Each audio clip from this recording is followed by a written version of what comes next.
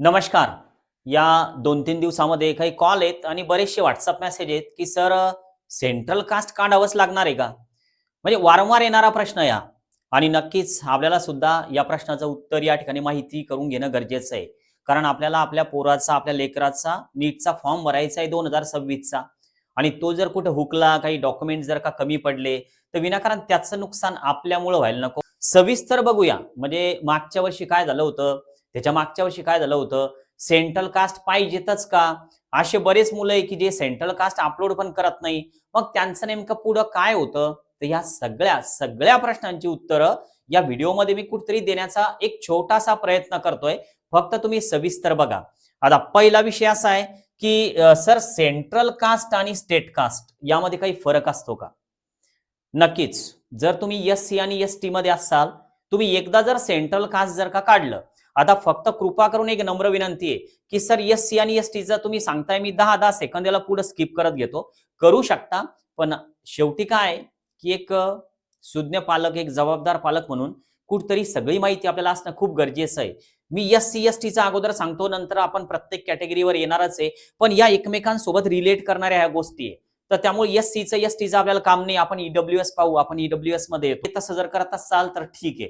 बघा आता Sc, ST central caste आहे. तर सेंट्रल कास्ट हे एकदा जरी काढलं आपल्या लोकांनी एस-सी आणि एस-टी वाल्यांनी, तर हे परत परत काढायचं काम पडत नाही. मग आता सेंट्रल कास्टमध्ये आपल्याला कशा प्रकारचा प्रो फर्मा मिळतो? आता मित्रांनो, एक मित्र म्हणून, एक भाऊ म्हणून सांगतोय, की तुमच्या फाईलला जर तुम्ही एस-सी, एस-टी मध्ये असाल, तर हा फॉर्मॅट आहे का नक्की चेक करा.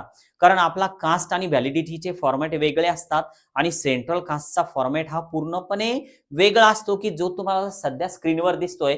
इकडे तुम्हाला सहज या ठिकाणी जर का तुम्ही झूम करून पाहिलं, तर हा प्रो फार्मा आय तुम्हाला लिहिलेला दिसतो. तर हे खूप गरजेचं आहे आणि हे ज्यावेळेस तुम्ही आता नीटचा फॉर्म भरणार आहे. आता मागच्या वर्षी काय झालं, की स्टेटचं जरी अपलोड केलं, तरी काही फॉर्म रिजेक्ट झाला नाही आणि यावर्षी पण रिजेक्ट होईल असा काही विषय नाही.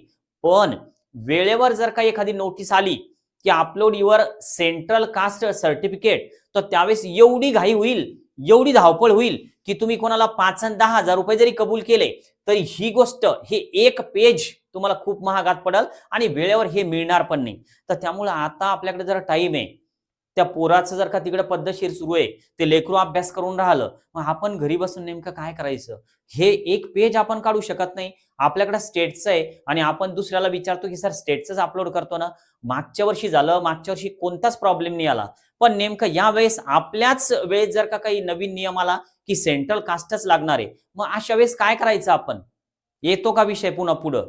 तर आता हा मोठा प्रश्न आपल्या समोर येऊ नये, तर यासाठी एस-सी, एस-टी वाल्यांनी लक्षात घ्या, की तुम्हाला हे प्रो फार्मा आय जो आहे, तर हा नक्की चेक करायचा, की आपल्या फाईलला आहे का? यातला एम-आर-सी नंबर काय? हे सगळं स्क्रीनवर दिसतं. मी जास्त तुमचा वेळ घेणार नाही, कारण मला पण माहिती आहे, खूप महत्त्वाचा वेळ आहे तुमचा. आता हे जे तर हे प्रो फार्मा 9 जे आहे, तर हे नेमकं कोणाला मिळतं? तर हे लक्षात घ्या. तुम्ही व्हीजेमध्ये असाल, तुम्ही एन-टीमध्ये असाल, तुम्ही ओ-बी-सीमध्ये असाल, तर ह्या सगळ्या कॅटेगरीज, की ज्या ओ-बी-सीमध्ये सेंट्रलमध्ये, तर या सर्वांना हे सेंट्रलचं नॉन क्रिमिलियर मिळतं आणि हे सेंट्रलचं नॉन क्रिमिलियर सर्टिफिकेट म्हणजेच याला आपण सेंट्रल कास्ट सोप्या भाषेत म्हणतो.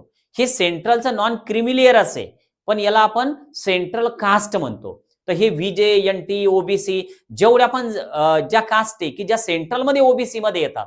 तुम्ही सेंट्रलमध्ये जर ओ-बी-सीत असाल, तर तुमच्याकडे हा प्रो फार्मा 9 जो आहे, तर हा असायला पाहिजे. सर जर नाही मिळाला, तर मग काय करायचं?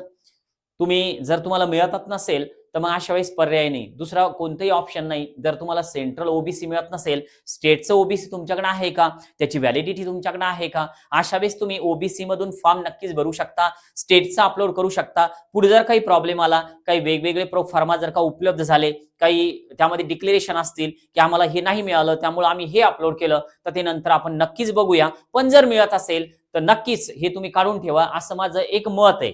आता पुढचा बघा. याला 3 पेजेस असतात, तर त्यापैकी हे शेवटचं पेज असं दिसतं. आता यात एक विषय येतो, की सर आम्ही 2025 मध्ये काढलेलं आहे, तर हे चालेल का? 1 एप्रिल 2025चं जे आहे, त्यानंतरचं काढलेलं 1 एप्रिल किंवा त्यानंतरचं काढलेलं, हे यावर्षी 31 मार्च पर्यंत व्हॅलिड असणार आहे आणि 31 मार्चच्या आत आपले फॉर्म भरले जाणार आहे. तर त्यामुळे तुम्ही 1 एप्रिल किंवा त्यानंतरचं ओबीसीचं सेंट्रलचं कास्ट जर काढलेलं असेल तर परत आता सध्या तुम्हाला नव्यानं काढायचं काम नाही. आणि एससी एसटी वाल्यांनी कधी जरी काढलेलं असेल पूर्वी तरी त्यांना परत आता नव्यानं काढायचं काम नाही.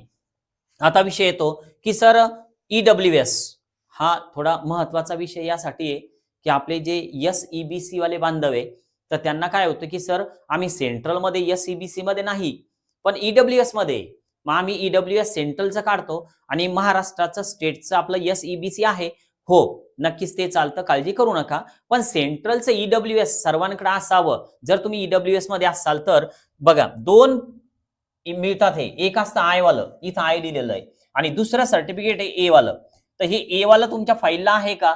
तुम्ही जर स्टेटचं जर का समजा ईडब्ल्यूएस तुम्हाला मिळत नसेल, सेंट्रलचं ईडब्ल्यूएस मिळत असेल तर हा प्रूफ फॉर्मा तुम्ही काढून घ्या, कारण हा आपल्याला अपलोड करण्यासाठी कामात येणार आहे. सगळ्या प्रश्नांची उत्तरं जवळपास या व्हिडिओमध्ये मी कव्हर केली. एकच प्रश्न आहे की सर मग सेंट्रलचंच अपलोड करायसाठी लागतं का, तेवढं सांगा, बाकी काही सांगू नका.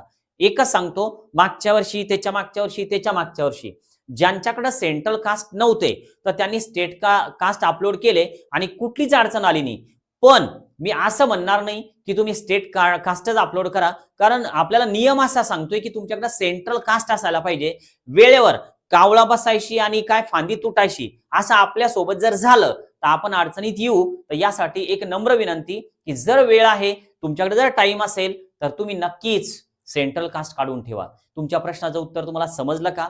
येस ऑर नो एकदा कमेंट बॉक्समध्ये नक्की सांगा. थोडं मला सुद्धा बरं वाटतं की नाही पूर्ण व्हिडिओ कोणतरी बघितला.